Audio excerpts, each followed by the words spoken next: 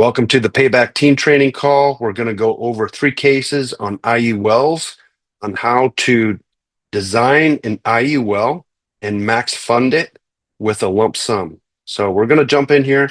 This first person is Christopher Kringle.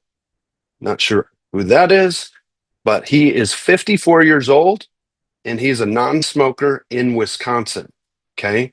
He wants to fund a policy, an IUL, with $200,000 from his savings, and then he wants to put in $1,000 a month after that. Okay. And he wants to retire at age 65.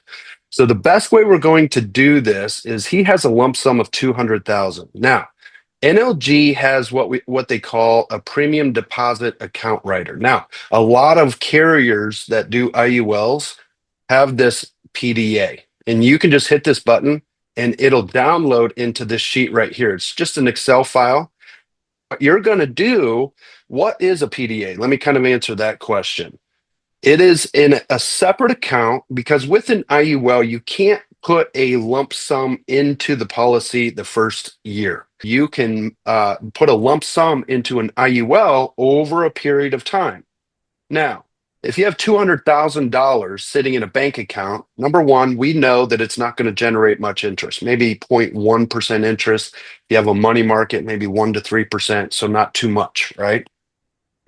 On top of that, if you have a lump sum, you don't want it sitting in an account in an account doing nothing, right? You want it to grow, you want it to do something.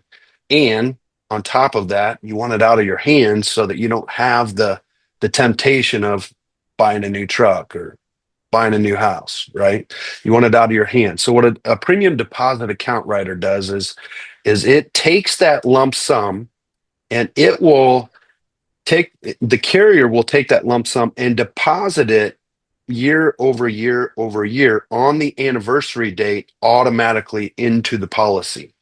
And the amount that is not in there, it will give you interest on that as well. And this interest is a fixed rate. So notice in Wisconsin, they're going to give you 4% interest. Okay. Okay. So right here, 200,000 is what he wants to deposit. Now there's a rule of thumb, right? The cost of insurance is a little bit higher the older we get. If you're in your 40s, you can do that over a period of 4 years. 50s, you can do it over a period of 5 years. 60s, you want to do it over a period of 6 years. And 70s, you want to do it over a period of 7 years. Okay. The max you can do is 10 years. Now, that being said, 10 years, the longer you draw it out, you could be earning higher interest in later years down the road as well. So it really all depends on the client, right? If they're an investor, maybe they want to take that 200,000 and put in 50,000 a year on their own and take the other 150,000 and invest it someplace else, right? But a lot of times people that are, so to say, workers, maybe they own their own business, maybe they own a construction company. They're not investors. So they have this lump sum of money. They don't know what to do with it. And so what they're going to do is put it in something that's going to draw them interest and get it out of their hands, kind of like what we were speaking about. So here, they're going to take that 200,000, they're going to put in here 4%.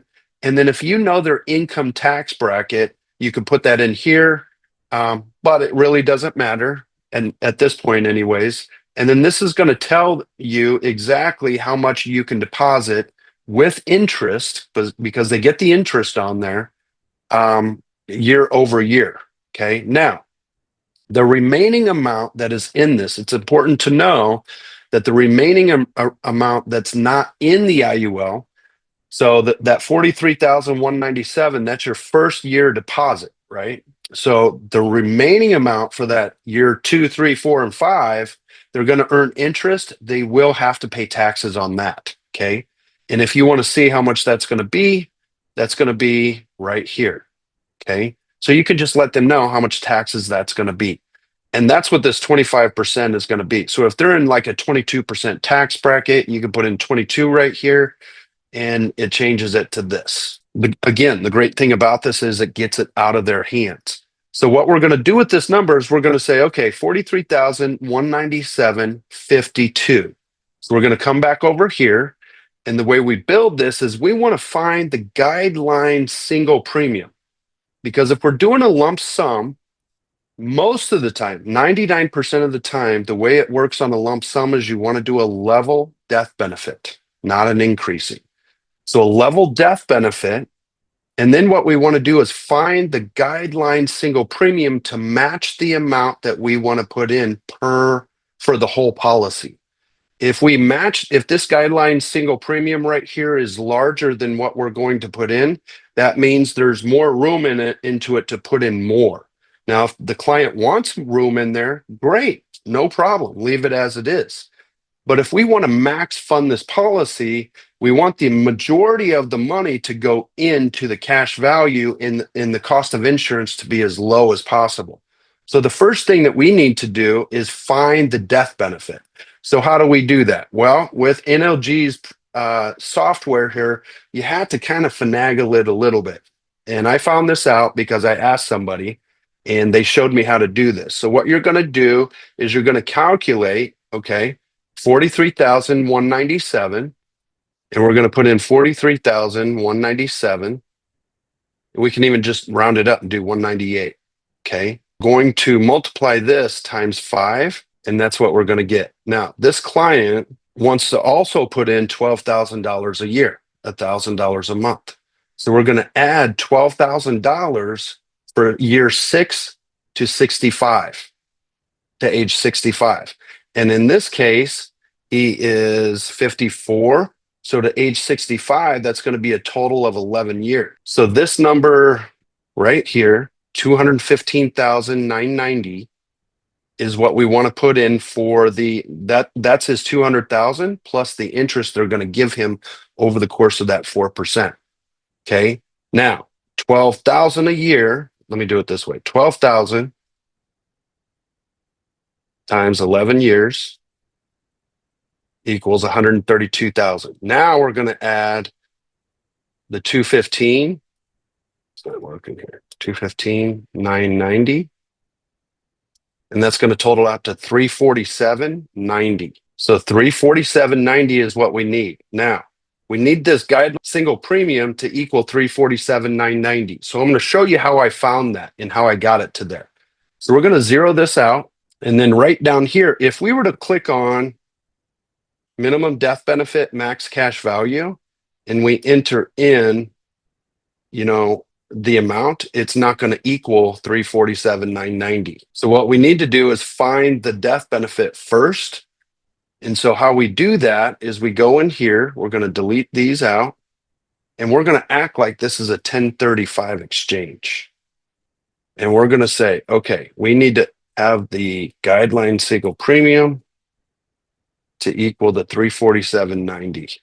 Boom, there we go. Okay, this proves my point from earlier. Here's the guideline single premium. It's a little bit higher. 347.990 is where we need to be at. Okay, so let's zero this out.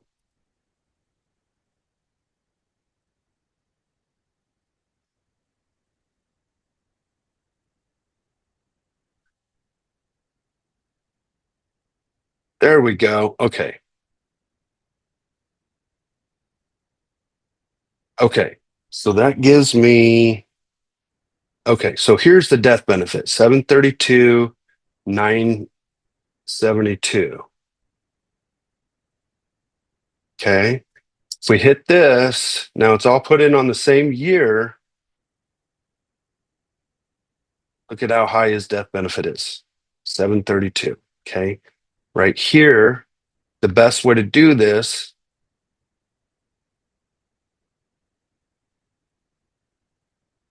we're going to take this out because this is not a 1035 exchange. We're just trying to find the death benefit. Let's put in 0. And then on the first year, we're going to put in 55,198. Okay. And we're going to do that for the first 5 years. Add a row.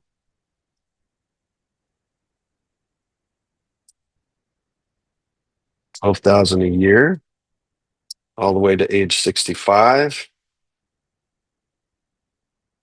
Guideline single premium is $347,990. Death benefit is still the same. Now we hit this. Okay, now here we go. The accumulated value of cash value is $48,501. His premium the first year is $55,198. Okay. Now look, right down here, his cash value is $434,834.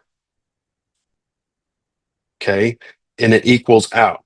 Right here, he's only paying for about $7,000. His cost of insurance is only about $7,000 the first year. The death benefit is $732. So this policy is max funded. He can't put in more than $347,990 until after year 11. Then he can start funding it again if he really, really wants to. By the time he's 70 years old, he's going to have over $500,000 in there. And he will have paid $347,990, and he's already got $100,000 over. I mean, he's pretty much killing it. Okay. Okay, let's go on to the next case. This one is going to be Hillsbury Doughboy. He's 32. He's got $100,000 of inheritance, and he wants to put in $350 a month. He's in Nebraska, so same scenario. We're going to just build it the same way. Okay. He wants to put in $100,000, so we're just going to come over here. Put in Nebraska, 100,000. Okay. Now, if we want to know what tax bracket he qualifies for, you can just Google it right here. Just put in federal income tax brackets, and it'll pull it up. And you can just ask him, what's your income? Do you file single or do you file jointly? If he files single and he makes, 120,000, he's in a 24% tax bracket. Okay. And so over here, you just put in 24%. Now we can click on this and it'll over here, and it'll tell you how much taxes is owed. Okay. And then right here, he's going to put it in over 5 years. Okay. 21,598. You can have him put it in 4 years. You can play with the numbers. You can see what's better. A lot of times I like to just go in here and play around with it and see what's better. I built it for 5 years though. The longer you put it in, the more cash value it's going to build. 21,599, or we'll just say 21,600. So we're going to come back. Where did I go? Right here. Okay. So same thing, right? And he wants to put in an extra $4,200 a year. Okay. So we got to find out what's the guideline single premium. So how do we do that? Well, he's going to be paying till he's 65, right? So 4,200 a year plus 21,600 equals 25,800 times that by 5 years. He's putting in 129,000 his first 5 years. Okay. And then we need to take, so 129,000 his first 5 years, and he is 32 years old. So 65 minus 32 is 33 years. Now we're going to take out that 5 years that we're paying in. So that's 28 years. So he's going to put in 4,200 times 28 years is 117,600. And then what was the other number that we're putting in?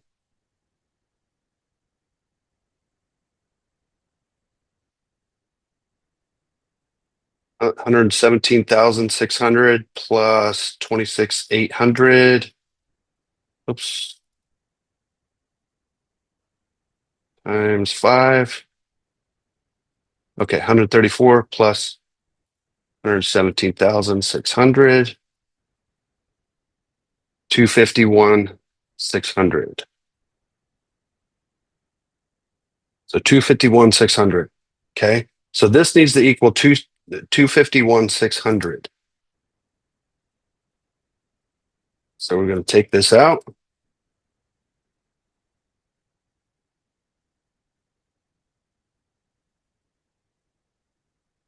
And notice I have it on increasing here. So what we're going to do is put it on level first.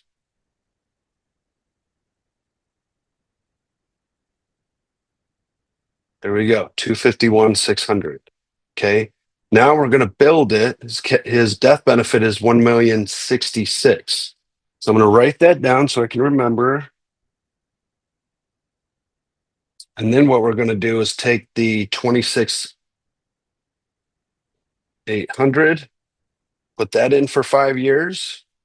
Remember, that's this number plus the 4,200 per year because he wants to put in 350 a month. Okay, then we're going to add a row and we're going to put in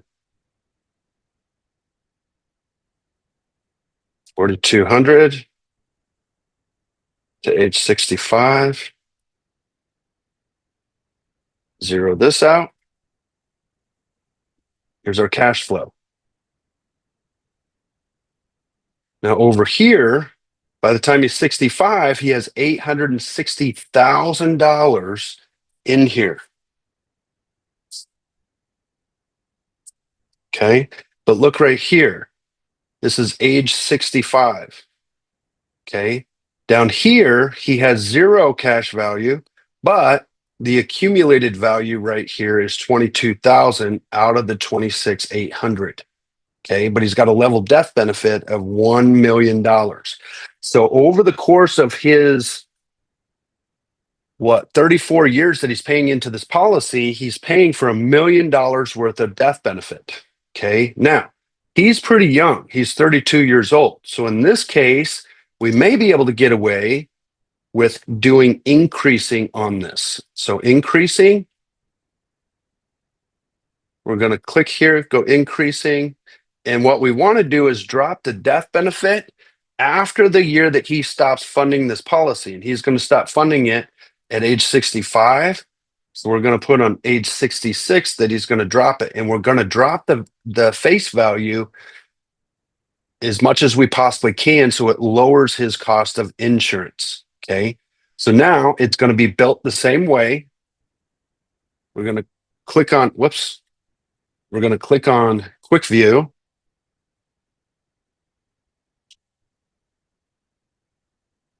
And here we go. Now out of there, he has 24,000 of cash value. His surrender value is a little bit higher. His death benefit is lower, and it's going to increase over time. Okay. It's going to increase over time. So 24,000 is his cash value right now. But here's a question that I have. And if we come down here, look at this. Now he's got 1 million of cash value at age 65 versus the other way, he had, I think, 800,000. Okay. So this way, and look, his income is 88,000 now per year. Okay. So he'll have a total of 137,000 in there, and he'll have 88,000 a year coming out tax-free. Okay, now what I want to do here, and I haven't done this before this call, so I'm going to do it live with you guys on here. Let's just change it up a little bit and see if we were to do it for 4 years, what would that do for us? No. Minimum, maximum period is 20, except in California where the minimum payment period is 5 years. Okay, so that answers that question. Now, if we wanted to do it over 4 years, you'd have to manually calculate that because the software, let's see if it does it. No, it's not going to do it. So I think the reason why I'm not 100% sure, but I think this account writer minimum is 5 years. So you can't do it for 4 years because the account writer. Now, can he put it in for 4 years? Yeah, he can. If you were to do that, you'd have to manually calculate that, but you can't have the account writer for 4 years. But if he wanted to, let's say he wanted to put it in without, himself and not use the account writer, you just take 100,000, divide that by 4. That's $25,000 a year. So then what we'll do is we'll come over here and we'll say he wants to put in 25,000 plus 4,200. So we'll change this. Now remember these numbers, guys.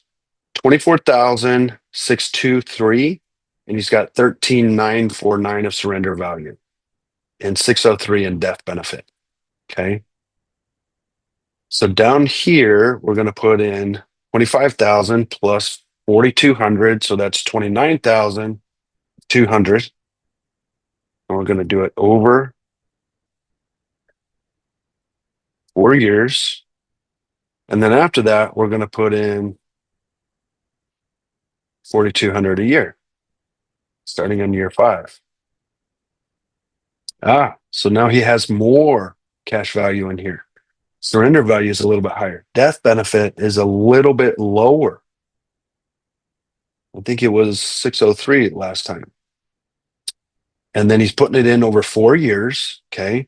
So now his cash value, but his cash value later on is a little bit lower. So 5 years is the sweet spot. And look, his cash value is his monthly or a yearly income is even lower at 88. So that makes sense. Just because, death benefit goes up a little bit sooner as well. So he's paying for a higher cost of insurance as well. So the sweet spot is 5 years. Okay, so that is right. But I wanted to try that out with you guys live. Okay, so let's go to the last case here. We're already running out of time. Time flies when you're having fun. So we're going to go to Betty Crocker. She's 62 years old, and she wants to fund an IUL at 62 years old. She's a non-smoker, and she is in Oregon. Okay, do I have that right? Yep, she's in Oregon, and she has 500,000 in a 401k, and she just wants to take this and just put money into it from the 401k, and she doesn't want to put anything in for the rest of her life. Okay, so what we're going to do is set up a deposit rider. And but what we need to know is how much she has to pay taxes on her 401k. Because when you pull out money out of the 401k, you have to pay taxes on it. Does she have to pay taxes on the full lump sum? Well, that's up to her. She can just rip the Band-Aid off, pull out the full 500 and pay it all at once, or she can literally strategically pull it out over a course of 5 years, which is what we're going to encourage her to do, simply because that way it doesn't, hurt the policy, and she can put it in over time. And the part that she doesn't put into the policy, she can leave it in the 401k, and it can still generate interest. Now, if the market seems like it's going to do bad, we would encourage her to pull it all out, and then we'll strategically roll it in or put it all into the policy all at once. Okay, so how do we figure out what she is going to pay? Well, right here, we figure out what tax bracket she's in, right? And if she's making 150 a year, she's in a 24% tax bracket. And then in Oregon, it's one of the highest tax income states. All you have to do is Google Oregon state income tax, and look, 9.9%. Pretty high. So 24 plus 9.9%, you're just going to take, where's our little calculator here? 500,000 times, what is it? 24 plus 9.9. So it would be 34.9% equals, it's paying 174,500 in taxes. Holy schmoly. So we minus that by 500,000. And we have 325,500. Okay, so that's how much she's going to put in over the course of time, right? And we need to find the what? Guideline single premium. Okay. So we're going to zero this out. Pretend it never happened.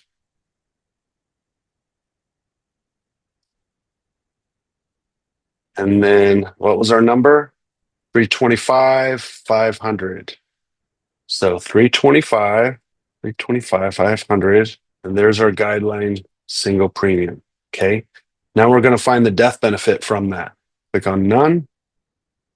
There's our death benefit, 562, 412. Okay. Now we can go and build this policy. 325, 500. Divide this by 5. 65,100. That's what we're going to put in every single year for 5 years. Got to put a number in there, otherwise it's not happy.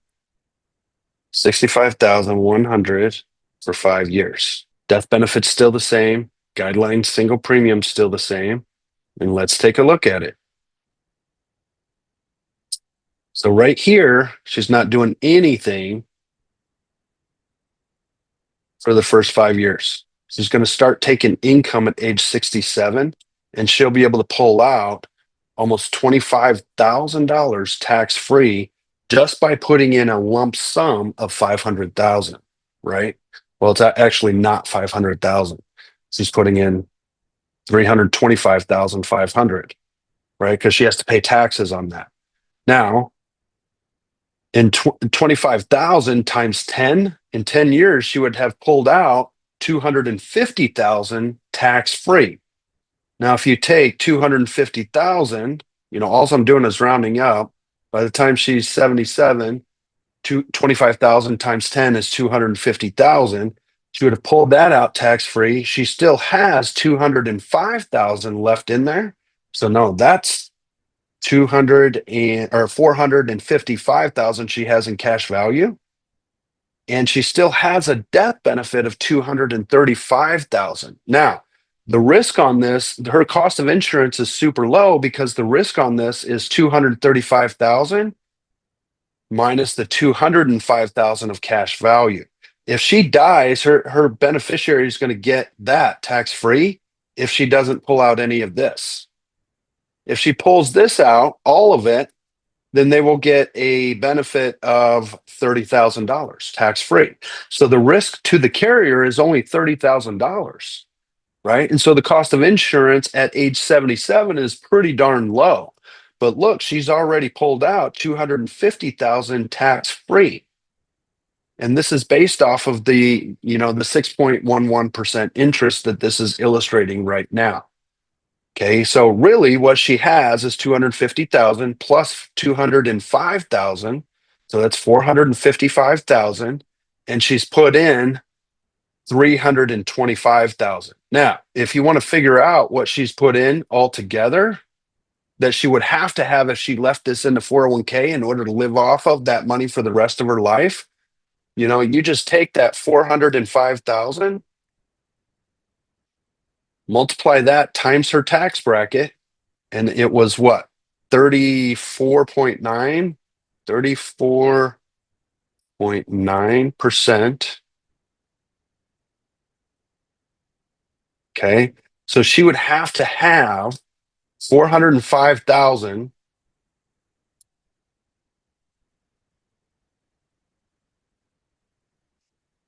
plus the 141. She would have to generate 546,000 in her 401k in order to have 405,000 after she pays her taxes.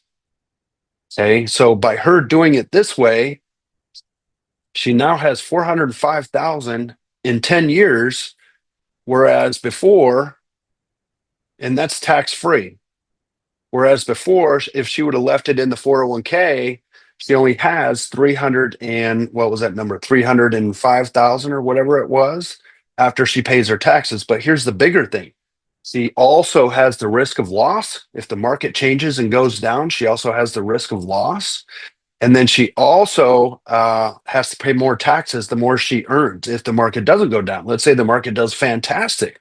Well, great. She still has taxes that if it goes above and beyond, she still has taxes that she has to pay. Okay. So if she rolls it into a 401k, let's say she lives to age 90. So from 67 to 87, that's 20 years, she would have 500,000 in tax in cash coming out every single month, tax free. I'm sorry, every single year, tax free. 25,000 a year, tax free. She does that for 20 years. That's $500,000 that she would have earned tax free. And this covers her, you know, forever, right? This is only showing to age 100. Okay. But that's how you would max fund it. Really, what you want to do is find the death benefit, make sure the guideline single premium equals the total amount that they want to put in over a course of time, and then build that, take it out of here, because that's the only way you can find the exact guideline single premium. And then zero that out and then build it accordingly.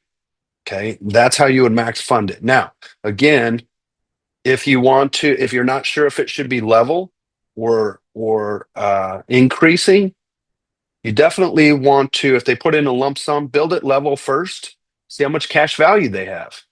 Then change it to increasing. Most of the time, people that are over 50, sometimes over 40s, anybody over 40, usually it's going to be level if they're going to put in a lump sum. If they're going to not put in a lump sum and they're just going to pay for it, you always want to do increasing until they're age 65 or whenever they want to retire. Let's say they want to retire at age 60. So then you would want to do increasing and then do age 61 and maximum face amount reduction. Okay. Now, obviously, this one isn't going to work out that way because I don't have it on here. But I'm just showing you this is where the button is, okay, if you guys do increasing. But play around with it. Play around with the illustrations. That's the best way you're going to learn is by playing around with the illustrations, because the more you play around with it, you're going to figure out that certain buttons do this and certain buttons do that. And it's going to help you along the way